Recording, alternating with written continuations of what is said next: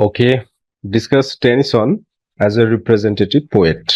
Alfred Tennyson, 6 August 1809 to 6 October 1892, is a British poet, একজন British কবি।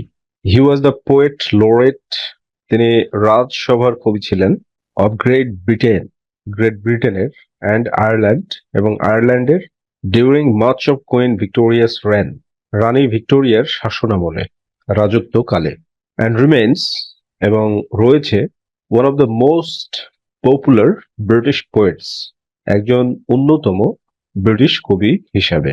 He is remarkable, তিনি উল্লেখযোগ্য, for his representative quality too, তার representative বৈশিষ্ট্যের কারণেও তিনি উল্লেখযোগ্য। তাহলে ভূমিকাটা যেভাবে লিখতে হবে যে আলফ্রেড লর্ড টেনিসন একজন ব্রিটিশ কবি, তিনি আয়ারল্যান্ড এবং গ্রেট ব্রিটেনের রাজসভার কবি ছিলেন রানী ভিক্টোরিয়ার রাজত্বকালে এবং তিনি একজন অন্যতম জনপ্রিয় ব্রিটিশ কবি হিসাবে রয়েছেন। তিনি তার বিশেষ রিপ্রেজেন্টেটিভ কোয়ালিটির কারণে তিনি বিশেষভাবে উল্লেখযোগ্য। Next, Tennyson as representative poet. Tennyson একজন রিপ্রেজেন্টেটিভ কবি হিসেবে।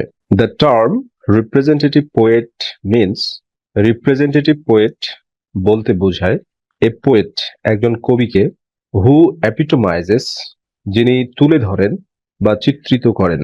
এপিটোমাইজ বলতে চিত্রিত করা, যিনি চিত্রিত করেন হিজ কন্টেম্পোরারি সোসাইটি, তার সমসাময়িক সমাজকে, আর্ট শিল্পকে, ফিলসফি দর্শনকে, অ্যান্ড রিলিজিয়ন এবং ধর্মকে। তাহলে রিপ্রেজেন্টেটিভ পোয়েট বলতে সমসাময়িক সমাজকে তুলে ধরতে হবে, শিল্পকে তুলে ধরতে হবে, দর্শন ধর্ম এই বিষয়, এই সবগুলোকে তুলে ধরতে হবে, তাহলে সেটা হচ্ছে রিপ্রেজেন্টেটিভ পোয়েট। তো এখানে কি বলা হচ্ছে যে অ্যাকর্ডিং টু সেন্সব্যারির মতে, no age of poetry can be called the age of one man. No age of poetry, কবিতার কোনো যুগকেই, ক্যান বি কল্ড বলা যাবে না, কবিতার কোনো যুগকেই বলা যাবে না কি যে এজ অফ ওয়ান ম্যান, একজন মানুষের যুগ হিসাবে বলা যাবে না। উইথ সাচ ক্রিটিক্যাল অ্যাকুরেসি, অত্যন্ত সূক্ষ্মতার সাথে। As the letter 19th century, যেমনটা ঊনবিংশ শতাব্দী, লেটার 19th সেঞ্চুরি বলতে সেকেন্ড পার্ট, ঊনবিংশ শতাব্দীর সেকেন্ড পার্টটা যেভাবে ইজ উইথ আস, আমাদের কাছে বা আমাদের সাথে রয়েছে। ওকে, নেক্সট, তো টেনিসন রিপ্রেজেন্টেটিভ হিসেবে, তাহলে প্রথমে তার মধ্যে কোন দিকটা আমরা দেখাবো? Desire and aspiration for adventure. তো রিপ্রেজেন্টেটিভ হিসেবে টেনিসনকে দেখাইতে হলে সর্বপ্রথম যেটা দেখাতে হবে সেটা হচ্ছে desire and aspiration for adventure, দুঃসাহসিক অভিযানের আকাঙ্ক্ষা। Adventure was the soul of Victorian spirit, দুঃসাহসিক অভিযান ছিল ভিক্টোরিয়ান যুগের আত্মা, মানে এটাকে ভিক্টোরিয়ান স্পিরিট বলতে ভিক্টোরিয়ান যুগের আত্মা ছিল। Tennyson's poems relate the thirst for adventure. টেনিসনের কবিতাগুলো রিলেট, ব্যাখ্যা করে বা বলে, বর্ণনা করে, দ্য থার্স্ট পিপাসা, ফর অ্যাডভেঞ্চার দুঃসাহসিক অভিযান সম্পর্কে। In the poems the lotus eaters and Ulysses, lotus eaters এবং ইউলিসিস কবিতায় উই ফাইন্ড, আমরা খুঁজে পাই, indomitable adventurous attitude of Odysseus. Indomitable অদম্য, অ্যাডভেঞ্চারাস অ্যাটিটিউড দুঃসাহসিক দৃষ্টিভঙ্গি, অফ অডিসিয়াসের এটা হচ্ছে Greek mythological name Odysseus. Okay, যিনি ছিলেন হচ্ছে কিং অফ ইথাকা, কিন্তু রোমান মিথোলজিতে অডিসিয়াসকে কি বলা হয়? ইউলিসিস। রোমান মিথোলজিতে অডিসিয়াসকে ইউলিসিস বলা হয়ে থাকে। তাহলে indomitable adventurous attitude of Odysseus, এই জিনিসটা কিন্তু পাওয়া যাচ্ছে।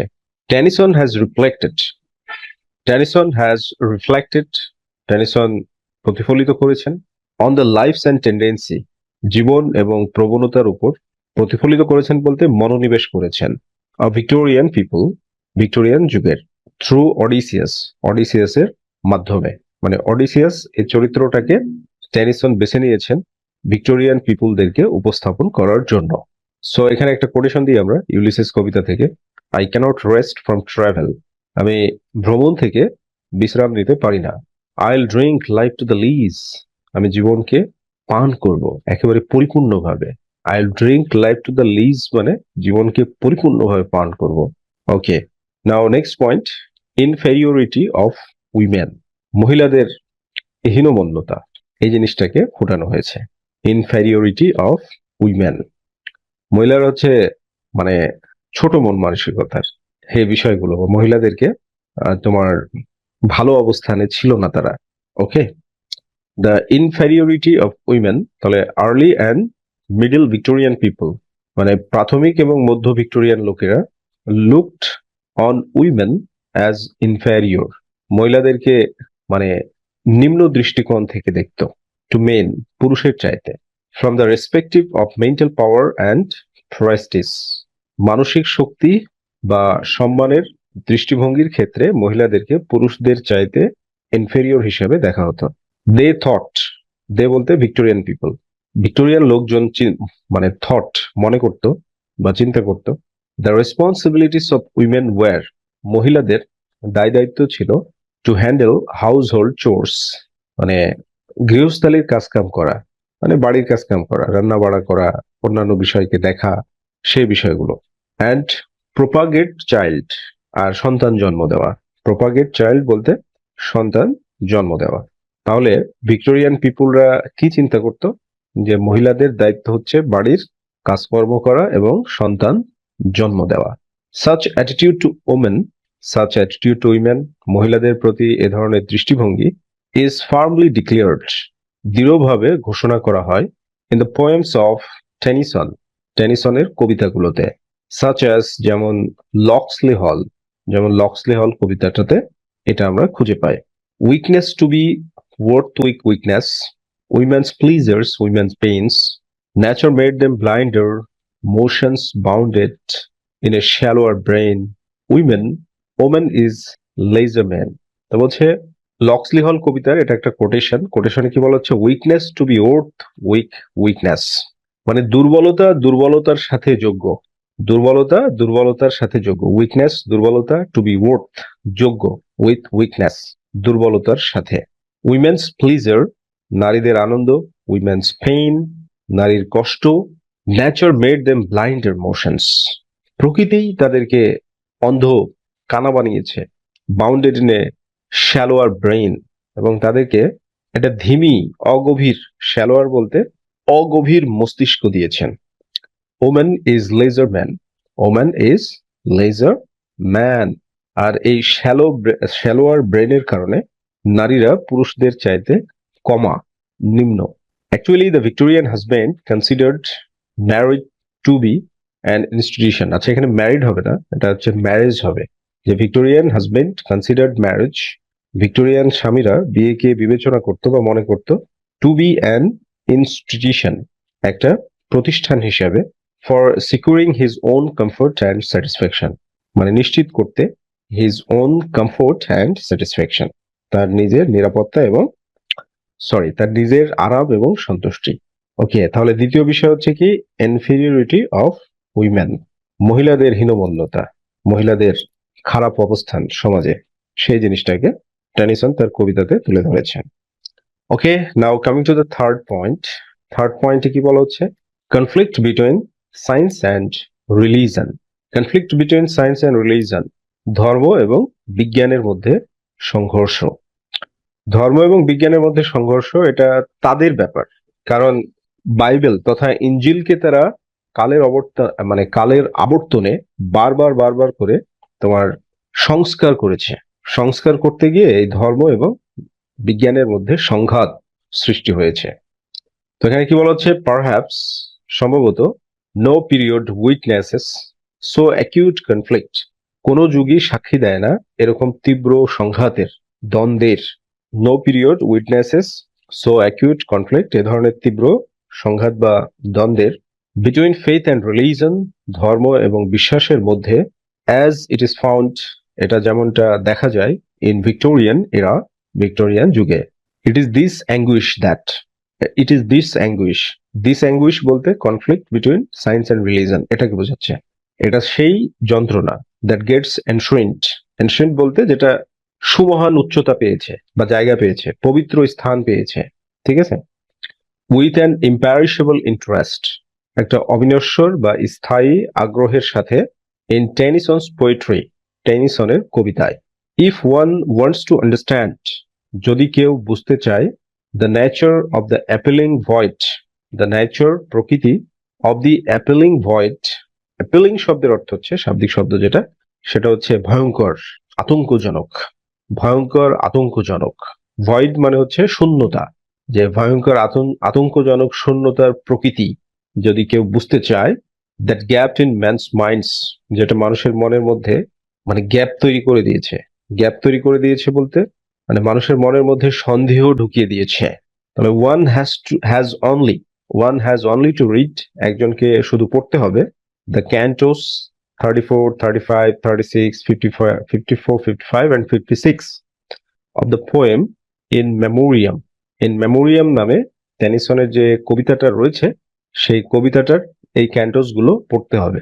তাহলে সে বুঝতে পারবে যে এই আতঙ্কিত যে শূন্যতা, সে আতঙ্কিত শূন্যতাটাকে সে সুন্দরভাবে বুঝতে পারবে। অর্থাৎ ইন মেমোরিয়াম কবিতাতে ধর্ম এবং বিজ্ঞানের মধ্যে যে সংঘাত, সেইটাকে অনেক চমৎকারভাবে ফুটিয়ে তোলা হয়েছে। But the matter of praise for Tennyson is that, কিন্তু টেনিসনের জন্য, but the matter of praise, প্রশংসার বিষয়, ফর টেনিসনের জন্য, ইজ দ্যাট, হলো যে, he has given a remedy, তিনি একটা প্রতিষেধক দিয়েছেন, ফর দিস অ্যাকিউট কনফ্লিক্ট, এই তীব্র সংঘাতের জন্য, বিটুইন সায়েন্স অ্যান্ড ফেইথ, বিজ্ঞান এবং বিশ্বাসের মধ্যে, that is called Victorian compromise, আর এটাকে বলা হয় হচ্ছে ভিক্টোরিয়ান কম্প্রোমাইজ বলা হয়ে থাকে। ওকে, এরপরে নেক্সট যে বিষয়টা সেটা কি, এক্সেসিভ ম্যাটেরিয়ালিস্টিক আউটলুক, যে অতিরিক্ত বস্তুবাদী দৃষ্টিভঙ্গি, মানে ভিক্টোরিয়ান পিপল চরমভাবে বস্তুবাদী ছিল। তো বলা হচ্ছে কি, Victorian people were highly ambitious for materialistic gains, Victorian লোকজন ওয়ার হাইলি অ্যাম্বিশিয়াস, উচ্চাভিলাষী ছিলেন, ফর ম্যাটেরিয়ালিস্টিক গেইনস, বস্তুবাদী অর্জনের জন্য। That mean pelf and power, gains বলতে এখানে শক্তি আর সম্পদকে বোঝানো হয়েছে। Commercial motive was root for their lives, commercial motive, বাণিজ্যিক উদ্দেশ্য, ওয়াজ রুট, প্রধান ছিল বা মূল ছিল, ফর দেয়ার লাইভস, তাদের জীবনের জন্য। দিস টেন্ডেন্সি, এই প্রবণতা, ইজ ওয়েল এক্সপ্রেসড, চমৎকার ভাবে প্রকাশ করা হয়, ইন টেনিসনস পোয়েমস, টেনিসনের কবিতায়, নেমলি লক্সলি হল কবিতায়। এরপরে যদি কিছু লিখতে চাও তাহলে এতটুকু লিখবে যে অত্যন্ত বস্তুবাদী হওয়ার কারণেই লক্সলি হল এই কবিতাতে নায়িকাকে সম্পদশালী একজন বৃদ্ধ লোকের সাথে বিয়ে দেওয়া হয়, মানে বয়স্ক লোকের সাথে, বৃদ্ধ না, বয়স্ক লোকের সাথে বিয়ে দেওয়া হয়। ওকে, এরপরে হচ্ছে ক্লাস ডিস্টিংশন, শ্রেণী বৈষম্য, এটা একটা তীব্র প্রবলেম ভিক্টোরিয়ান পিরিয়ডের। The Victorian society kept people into two vessels, the Victorian সমাজ, কেপ্ট পিপল, মানুষদেরকে রেখেছিল, ইনটু টু ভ্যাসেলস, দুইটা পাত্রে বা জাহাজে, হুইচ ক্রিয়েটেড, যেটা সৃষ্টি করেছিল, a conflict between upper class and lower people, উচ্চ শ্রেণী এবং নিম্ন শ্রেণীর মধ্যে সংঘাত সৃষ্টি করেছিল।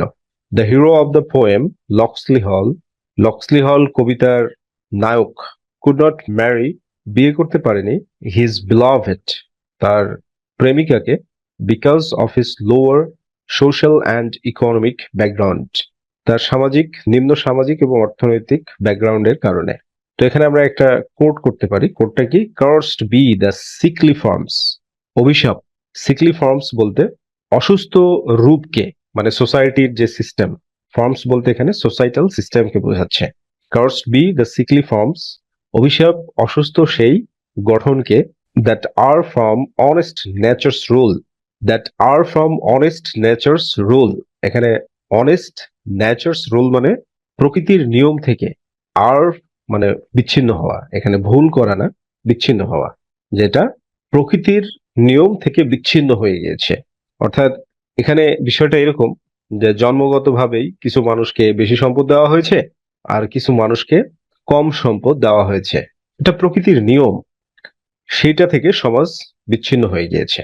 কার্সড বি দ্য গোল্ড, স্বর্ণের, মানে অভিশাপ স্বর্ণের উপরে, মানে অভিশাপ সোনাকে, that gilds, the strained forehead of the fool, যা দ্যাট গিল্ডস, যেটা চেঞ্জ করে, বদলে দেয়, the strained forehead of the fool, বেকুবদের তকদিরকেও বদলে দেয়। তারপর কি বলা হচ্ছে, বাই সাচ wrathful এক্সপ্রেশন, এরকম মানে রাগান্বিত অভিব্যক্তির দ্বারা টেনিসন স্কেচেস, টেনিসন চিত্রিত করে দ্য এক্সেসিভ ম্যাটেরিয়ালিস্টিক আউটলুক, অতিরিক্ত বস্তুবাদী দৃষ্টিভঙ্গি, and class difference of society, এবং সমাজের যে শ্রেণী বৈষম্য সেটা। এরপরে পরে কি বলা হচ্ছে, এনরিচমেন্ট ইন নলেজ আর lust for learning, scientific discoveries and inventions, বৈজ্ঞানিক আবিষ্কারসমূহ মেড পিপল থার্স্টি, মানুষদেরকে তৃষ্ণার্ত করেছিল, ফর এনরিচ নলেজ, সমৃদ্ধ জ্ঞানের জন্য বা জ্ঞান সমৃদ্ধির জন্য। দো সায়েন্স প্রোগ্রেসড এ লট, যদিও বিজ্ঞান ব্যাপক উন্নয়ন সাধন করেছিল, millions of hearts were hungry, লক্ষ লক্ষ হৃদয় ক্ষুধার্ত ছিল, ইন ভিক্টোরিয়ান এরা, ভিক্টোরিয়ান যুগে। People were unquenchable, people were unquenchable, মানুষরা ছিল অদম্য, for seeing the unseen, knowing the unknown, অদেখাকে দেখার জন্য, অজানাকে জানার জন্য। অ্যান্ড দাস, এবং এইভাবে, দে পারসুয়েডেড, তারা পশ্চাৎ করেছিল, টু এনরিচমেন্ট ইন নলেজ, জ্ঞানের প্রাচুর্যতার পেছনে তারা পশ্চাৎ করেছিল। ওকে, তার মানে ভিক্টোরিয়ান পিপুলদের জ্ঞান পিপাসা অত্যন্ত তীব্র ছিল, তারা জ্ঞানের পিপাসু ছিল। ওকে, কনক্লুশনে আমরা যেটা লিখবো, thus we may allow that, এভাবে আমরা অনুমতি দিতে পারি যে, তো হচ্ছে, more than any other Victorian era writer, Victorian যুগের অন্য যে কোনো লেখকের চাইতে, Tennyson has seemed the embodiment of his age, টেনিসনকে তার যুগের প্রতীক হিসাবে দেখা যায়, both to his contemporaries and to modern readers, আর এটা সমসাময়িক পাঠক এবং আধুনিক পাঠকরা এটা স্বীকৃতি দিয়েছে। দ্যাট ইজ ওয়াই, এই কারণে, হিজ পোয়েট্রি, তার কবিতা, আনডাউটেডলি, নিঃসন্দেহে, রিপ্রেজেন্টস, উপস্থাপন করে, দ্য কারেন্ট আইডিয়াস, চলমান ধারণাসমূহ, and tastes of Victorian spirit, এবং ভিক্টোরিয়ান যুগের সেই স্পিরিটকে উপস্থাপন করে, রিগার্ডিং সোসাইটি, সমাজ সম্পর্কে, আর্ট, শিল্প, ফিলসফি, দর্শন, অ্যান্ড রিলিজিয়ন, এবং ধর্ম সম্পর্কে। And what ever issues of Victorian period, Victorian যুগের যে বিষয় ইউ মেনশন, আপনি উল্লেখ করবেন, সেই বিষয়টাই টেনিসনের কবিতাতে উপস্থাপন করা হয়েছে।